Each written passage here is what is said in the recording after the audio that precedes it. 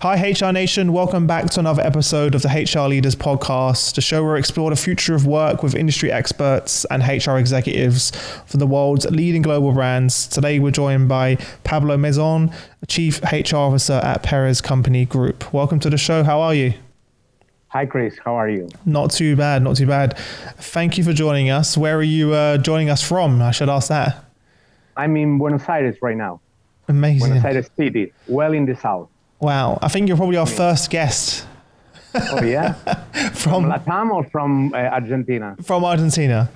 From Argentina. Well. Yeah, exactly, okay. Exactly. So thank you then. Thank you. We want to make it truly global now, so it's a pleasure to have you. What time is it where you are?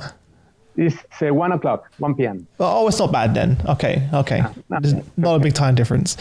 Before we jump in, tell everyone a little bit more about you personally and your journey to where we are now. I've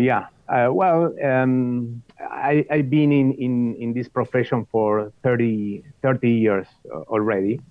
I started at 21, joining Unilever as a young professional.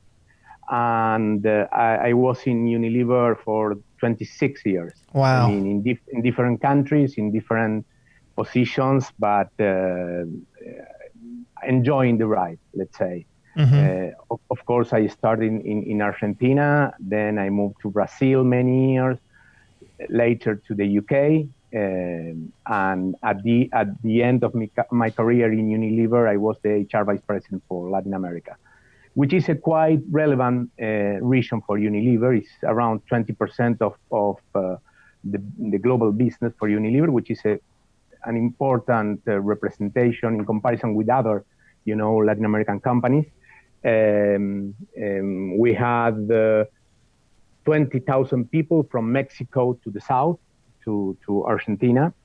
And I worked a lot at global level with my friend Lina and another lot of friends I have in Unilever.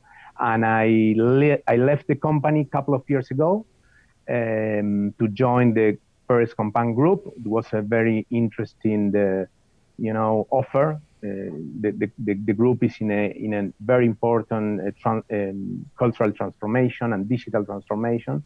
And for me to learn about other businesses, because I spent my whole career in fast-moving consumer goods, was also a very interesting opportunity. Energy, oil and gas, soya crushing. I mean, many businesses. It was a really good opportunity. It was very painful to leave Unilever because it was my home, many friends, but I finally decided to move and to learn other stuff. I mean, in Grupo Perez Companc. But again, I enjoyed a lot my 26 years in Unilever, and I learned a lot. It's so interesting because so many people who start their careers with Unilever, it's like 20 years, 15 years. Right? They do an incredible job of and it's not, but I'll say when I say their career, they have multiple careers within one organization. That's a very important point. And that's what keeps you engaged, right? That constant challenge. And Unilever are many companies in one. Yes. So you have the food business, you have the personal care business, home care business. I mean, so many businesses and so many countries that your career is like a roller coaster. I mean, if you want to ride, you ride, and it's very, very nice and very flexible, the career, and the building blocks of your career are quite flexible too, and then you can build your own career. And for that reason, I mean, you can stay, you can enjoy, and keep the same motivation during many years. Yeah. Why HR? How did that first interaction with HR happen, and what's kept you in this, function and for so long? What is it about HR? No, from my childhood, I wanted to work in business. My mother was a businesswoman, and she introduced me in her business, at that time, and I really enjoyed, to be a businessman. But at the same time, I have a clear inclination, a clear feeling for the people matters, within the company of my mother. And for that reason, I started studying in the university sociology, which is quite a people-oriented career profession. And at the same time, I started to understand how the HR function worked in different companies. So when I finished my career, I decided, to explore a combination between business and people, and that was HR for me, And after a couple of years trying to understand how HR worked, I really loved, the profession and the job, and today I'm so happy to have selected that profession, because I'm sure that there is no better place to change an organization than HR. It's the place to be. It was the place to be before the pandemic, and today is even more the key area to transform organizations. So happy to select that profession. What do you, when you think back over the last sort of 12 months, what are some of the biggest lessons that you've learned personally, both as a HR leader, but also personally?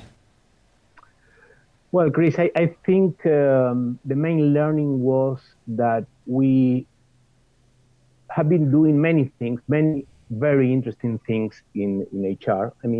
Perhaps in the last 10 years, our focus on the function was, to develop our business partnering, our strategic business partner, to transform organizations, to have a much more professional function.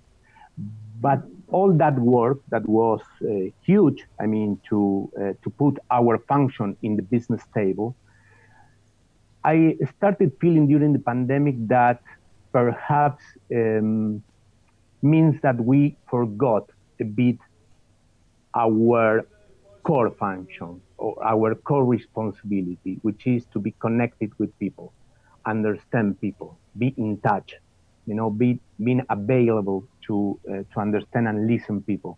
And that was something really, really interesting in the pandemic, because we needed to move quickly from the strategic proposal we were creating. The focus on transformation, which is really important, to connect really quickly with people and understand different situations that they were living, anxiety, fear, depression in many cases.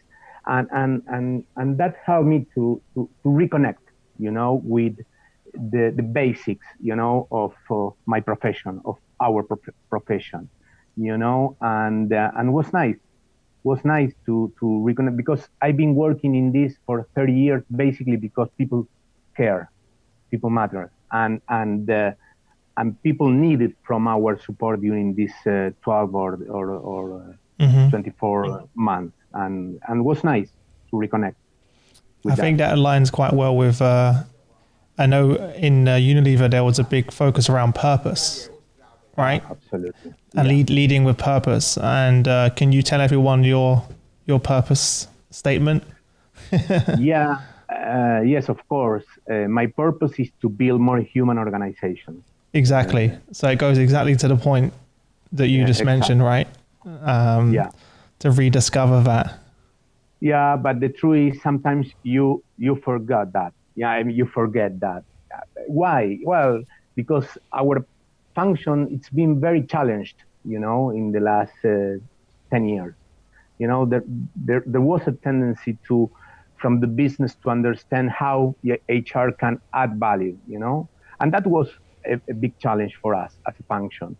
And I was happy, to transform our function. Unilever was a great case of success. How we were able to build a much more strategic function.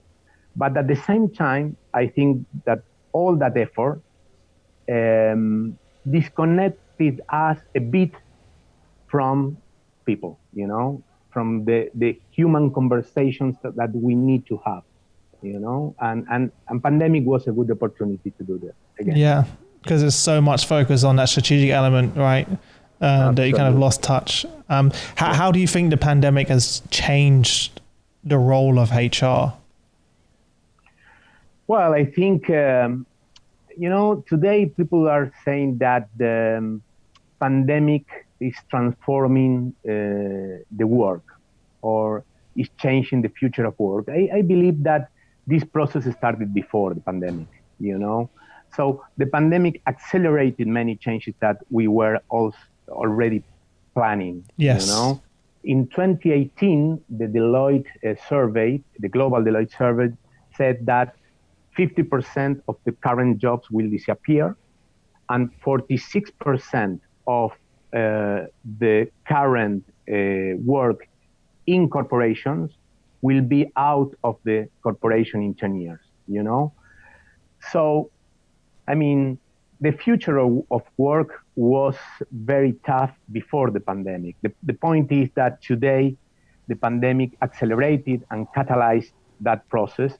And then we need to catch up and to do what we were planning for in 10 years, to do it in 2 years, and to change the work we are working, reinventing our function, understand the new work dynamics, the new culture, how the digital transformation will be accelerated to serve our employees, how to transform the employee experience. All these issues that we were planning before the pandemic needs to be solved right now. Mm-hmm. Yeah, you're right. It's been fast-tracked. People change their minds. People don't want to come back to the previous stages, status. And for that reason, many people don't want to come back to the offices and, all the things we are seeing right now. I completely agree with everything you're saying. There's so much happening, but what do you think is the biggest challenge? In my view, is how to build a new engagement model, because it is a fact that people will not work together as before. It is a fact that many jobs will be out of the core company, like satellites, freelancers, or whatever model you choose. And then the way that the companies developed in the past to create engagement and to build engagement is impossible today, because you have much more virtual relationships, people that, perhaps don't understand the culture of the company, of the core company, don't understand the values of the core company, and then our engagement models are not useful for a total different organizational model, And in my view, we are huge companies, middle-sized companies. We are trying to implement similar engagement models than before, and our employee value proposition is still quite similar to the past, when people are requesting different things now, and even more after the pandemic. And then that's a big challenge connected to the employee experience as well, mm-hmm. because engagement is quite connected with the employee experience. Yeah, and I think one thing that's emerged to both of your points is this the employee experience and how we customize that. I think a lot of our systems, processes, tools, and frameworks were designed around kind of a one-size-fits-all approach, right? And we're seeing that companies are trying to apply that to a hybrid model and realizing it doesn't work. What a surprise. Are you seeing that? Yeah, absolutely. And I think our mindset is still, how to retain people, for example, and you build an employee experience to retain people when people don't want to be retained, let's say. People want, and especially millennials and centennials, want to enjoy the day, you know? What can you offer me to enjoy the day and to enjoy the month and or perhaps the year, but not more than that. And then we are offering things that millennials and centennials don't care. I mean, and are not interested in, you know. And for that reason, I think that the world, the work, and the generation, the young generation, are changing much faster than the organizations. And for that reason, we need to catch up faster. Because if we don't do that, this generation will not want to work with us. And it's happening, you know. We already see it, right? It's already. Of course we are. And my feeling is that the big corporations are not changing fast enough to offer what the millennials and centennials want. And that's a challenge.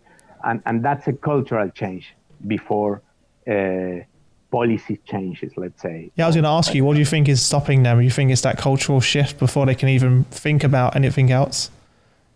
Yeah, of course, yes. And for sure, the new companies, the technology companies, the startups are much better prepared than the traditional companies, you know, to offer something different, to offer a new employee experience. But in the case of the traditional companies like Unilever or like the one that I'm working for, it's different because it's led by other generations with a different mindset, with a different concept of the employee experience, you know? So the point is how we can change our mindset in the leadership to understand that young people need something different. And that's very difficult. It's hard as leaders, right, to make a decision based on the future as opposed to your experience in the past. Of course, because in the past, we valued, for example, career, training, fringe benefits. Even financial compensation, right? Absolutely. Even financial compensation. I mean, and then when we traditional companies offer things like that, and the young people say, no, I don't want that. I mean, I don't care. So the leaders in general tend to say, my God, these kids don't want to commit themselves with our company, or they don't understand the future, or they don't care about anything, you know, and that's a crisis in terms of the leadership models with new generations, which the pandemic exposed in a different way. Yeah, I just hired a new video editor, and he said to me, I'm not really bothered about the salary. I just care about the flexibility and the fact that I can do my job, remotely and experience and continue to pursue these other passions and hobbies that I have that I would have had to give up. And so he was like, he's happy to take less salary and have that flexibility and freedom to do that. And that was number one, right? In the past, you wouldn't hear that, you know. Yeah. And number one by far, you know. By far, exactly. He didn't even try and negotiate on the salary. He was just like, this is what's the most important to me. I was like, okay. Absolutely. I mean, give me time for the gym. Give me time for traveling. I mean, and that's something that is not totally clear for leaders in the traditional organization, let's say. Yeah. We spoke about the challenges. Where do you see the biggest opportunities for companies? Well, yeah, I mean, opportunities for company, in my view, is the pandemic impact. I mean, because the organizations, the traditional organizations, were able to understand that we can work in a different way. We can work with, 4 or 5 days a week in home office, that people can be productive in a virtual way. And then the point is how we can continue with a very, very flexible scheme or a flexible model after the pandemic, without fear. without feeling that people will not be productive or will not achieve goals. Or, I mean, the point is, if we have a robust objective model, robust goals for people, you can work as you prefer. I mean, the point is how we can align all together to the same goal with a different work model. And that's a bit the challenge and the opportunity. But I mean, pandemic gave us a huge opportunity to reset the company, you know, and many companies are taking advantage of that. Yeah. Without fear, let's say. Do you, is there a fear that from your end that they will go back? I don't think so, because organizations need talent, and talent today wants flexibility. So the point is, if you want to compete in a business context, then what are you gonna offer to the talent for them to work with you? I mean, it's almost impossible to go back to a previous status, honestly. Yeah, I agree.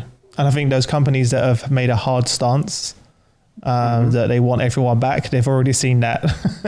straight away. See what is happening in the States. I mean, many companies are losing people because they are not able to offer the same flexibility than in the pandemic. 100%. Yeah. How has this shaped the Perez Company Group value proposition? What's your stance been? Have you already decided on that? Like, is it X many days a week, etc.? What's the model? Yeah, we already decided. For the next couple of years, we will work 2 days in the office and 3 days at home. I mean, that's. Does it matter which days you work? Is it everyone has to come in on those 2 days, or is it up to the manager to have that conversation with the team? It's flexible. I mean, for the manager to agree with the person which day he or she will come. Okay, great. So it's good. It's great. Yeah, you're empowered. It's great. I mean, because before pandemic, for example, in industries like oil and gas, it was impossible to think about. I mean, 3 days at home office. You know, impossible. I bet. Yeah, I mean, it's a very hard industry, you know, with engineers and I mean rules and today they are very happy. And I'm sure the managers are also just as happy, right? Because they of course, yes, and that's the point. They couldn't say it before. They couldn't say it. They're like, I'm not going to bring this up. No, I mean, and of course, the business results were quite good. I mean, in the context of the pandemic. And then you support your decisions with clear business results as well. I mean, they were not affected by the home office in the last couple of years. Yeah. What in terms of your own business, what are you looking forward to most in the next few months? Well, I think we need to accelerate the digital transformation. I think it's a quite popular situation for many companies, but in Latin America there is a challenge in terms of how we can transform tools, services in HR. I'm talking now. So you're talking about specifically HR's digital transformation in the business, or the whole business? The whole business, of course. But HR is it's a bit later, let's say, you know, and there is a reason why Latin America is a bit later in terms of. In general, yeah, I've seen that. In general, first, of course, investments are hard in this region with devaluations in all the currencies, so it's difficult to invest in hard currency, you know, in technology. That's one point. The second point is that we Latin Americans are very emotional. We really love the personal connection, you know, Yeah, the face-to-face meetings. It's a lot of hugs, a lot of kisses. Yeah. You know, we are a half Italian, half Spaniards. I mean, we are a mix of very emotional people, let's say. And then at the beginning of the digital transformation in HR was difficult for many people, you know, to connect through digital tools instead of face-to-face. And for that reason, we spent more time that needed to implement digital solutions. Now we are in a better position because, of course, with the millennials and centennials already working in the companies, I mean, the behaviors are different. You know that both generations are much more global than Latin American, and the values of these generations are much more global than Latin Americans. And for that reason, they are much more ready for a digital approach than the previous generation. Yeah, we are in. That's quite exciting for you as well, right? Now you have this digital. In the past, your talent pool was very restricted based on the company's operating model, i.e., everyone has to be in the office. Is that something that's really excites you now about the opportunity to reach out to really talent? The whole world is now at your disposal. Absolutely, and that's a very interesting opportunity for Latin Americans as well. Yeah, specifically. We have many capable people here, you know, and now, I mean, they can offer their services in a broader way, you know, and you can see that, you know, for example, in Argentina, where we have great talent in IT. I mean, 0.5% of the young people are already working abroad. I mean, giving services to the US, to Europe. I mean, and that's something really amazing for them. You know, in fact, when I talk with my children, I mean, the point is why I need to work for Argentina, and I have my son that is offering their services in technology to China now, not to Argentina, you know, and is working with the Chinese guy today in digital marketing. I mean, it's crazy, but it's amazing, right? And vice versa, right? For you and the team to attract some of that high potential talent to bring in that perhaps you couldn't find in your own market, right? So you also have that opportunity. Absolutely. For the first time, I had a meeting with a British guy who has a consultant there in the UK to talk about this. I mean, how we can bring experts from the UK to serve our business in Latin America. Yeah, and, amazing. Very interesting and much easier than before. I bet. Another opportunity. Exactly. From the pandemic. What do you do to relax outside of your role? Yeah, well, I play tennis. I love tennis. I play football as well. Nice. I mean, sport, tennis. How good? Are you good at tennis? Quite good, let's say. Quite good. I mean, better than football, let's say. I'm a bit older for football now. But I feel like if you're in Argentina, you have to be relatively good at football. You have to. I mean, it's a religion. Exactly, yeah. It's not a sport. You have no choice. In Argentina, we are not talking about the sport. We are talking about religion. It's the passion. Again, it comes with that energy and passion you mentioned earlier, right? The emotional attachment. And you know, we have two gods, Maradona and Messi. Those are our gods. So. I'm surprised it's not on your money. I'm surprised it's not on the currency. Wait. A couple of years. We might get there soon. Absolutely. Obviously, I know there's been one of the things I love to talk about on the show is we love to talk about the good times, right? Which is great. But for leaders that are coming up in their career, what are some of the least enjoyable times that you've had in your career? Because not often we talk about those moments. Yeah, it's a good question. I think for an HR guy, I think restructuring is a tough time. I mean, I don't know one single guy in HR that can enjoy a moment like that. When businesses are not working well and you need to downsize the organization, it's a very painful moment, very painful.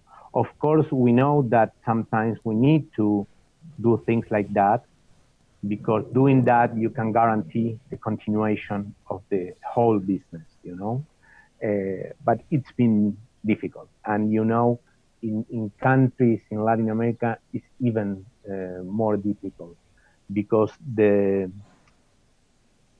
labor market is not so agile and so interesting like in the developed countries. And then when you need to close a factory, or when you need to reduce an office, that for these people will be difficult to reconnect with the labor market, and it's difficult. Fortunately, I spent my whole career in two companies, Unilever and Perez Companc Group, which are companies that treat people very well, even when they need to leave. I mean, we really treat well, not only from the financial offers that you can do, but from the human touch we have to deal with situations like this. I think no amount of coaching or training can prepare you for those moments. So what advice would you give to your colleagues that may be experiencing this for the first time? No, I think be honest and transparent and say the truth.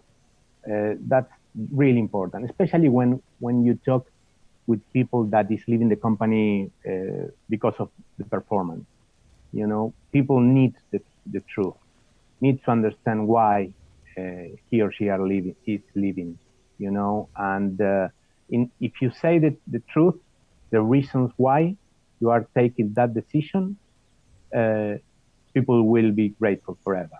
I mean, and the same in the case of restructuring or massive restructuring, if you have a clear business reason, you need to explain it in a clear way.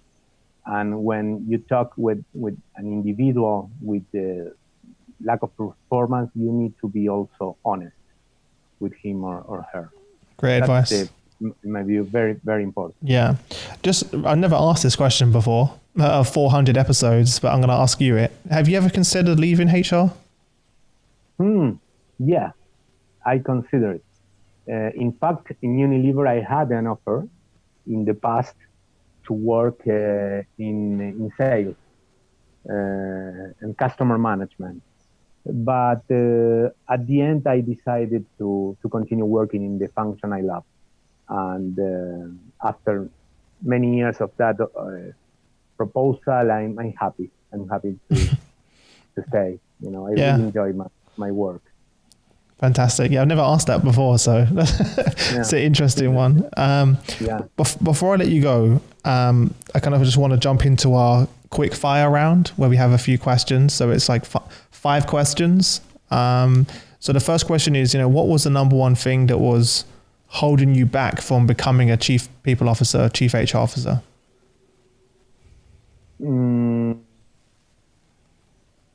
I think listening people. That was something really, really important in my life. I could say many things, but I think I had the opportunity of listening people in every moment I've been in contact with everyone, and of course you need many things, to become a CHRO, many things, many competencies and capabilities. But in our function, it's really, really important to really listen people, at all levels. Because when you listen, the person you have in front of you, you are valued. And at the end, I think that's something that can help you to be trusted and to be someone, important for the organization. Yeah. When I left Unilever, I think one of the most beautiful legacies I can give was that people came to me and said, thanks, because 20 years ago when I came to you and I shared my problem with my son, you listened to me, you gave me some advices. I mean, and these small things that perhaps for some people can be small is huge for another one. And when you add small things, at the end you create something big, which is your culture. Yeah.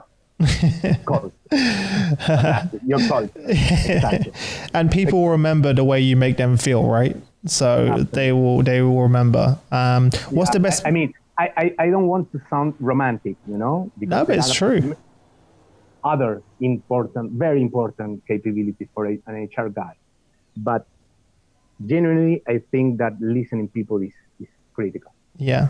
What's the best piece of business advice you've ever received? Sorry, again? What's the best piece of business advice that you've been given? I think I think that we have a huge opportunity to transform businesses. I mean, in HR and in other functions. I mean, and I remember when my first boss told me that you are in a function which is the number one to change businesses. You know, you need to believe that your function is important to change the business. If you believe that, you will transform the business. And I always remember that advice because it came from a very, very senior guy in Unilever, business leader, and was very important for me because I feel myself more empowered, more energized, you know, to share my point of view from HR to transform the business. We need to believe in ourselves, and we need to believe that we can change the business. And that was a great advice from me. That's great advice. What's one book you'd recommend to our audience, and why? Well,